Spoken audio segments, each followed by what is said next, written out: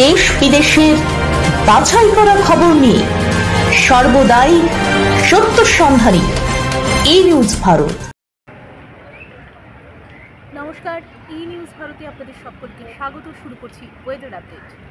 উত্তরবঙ্গের 5 জেলায় ইতিমধ্যেই বর্ষা প্রবেশ করেছে। দক্ষিণবঙ্গে একাধিক জেলায় আজ ভারী বৃষ্টির সম্ভাবনা আছে বলে জানিয়েছে হাওয়া অফিস। সঙ্গে হতে পারে ঝড়। আজ বীরভূম এবং 2 বর্ধমানে ভারী বৃষ্টি হতে পারে। এই 3 জেলায় তাই কমলা সতর্কতা জারি করা হয়েছে।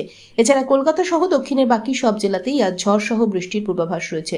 দক্ষিণবঙ্গের বাকি সব জেলায় আজ জারি আছে হলুদ সতর্কতা। আলিপুর আবহাওয়া অফিসের পূর্বাভাস অনুযায়ী আজ কলকাতার সর্বোচ্চ তাপমাত্রা 32 ডিগ্রি সেলসিয়াসের আশেপাশে থাকতে পারে, যা কিনা স্বাভাবিকের থেকে প্রায় 4 ডিগ্রি নিচে। এদিকে আজ কলকাতার সর্বনিম্ন তাপমাত্রা থাকতে পারে 26 ডিগ্রির ঘরে, যা স্বাভাবিকের থেকে 2 ডিগ্রি কম। আজ অনুভূত তাপমাত্রা 46 ডিগ্রি সেলসিয়াস, আপেক্ষিক আর্দ্রতার পরিমাণ 78%। গতকাল শহরে বৃষ্টি হয়েছে 15.2 মিলিমিটার। ব্যুরো রিপোর্ট, ই নিউজ ভারত।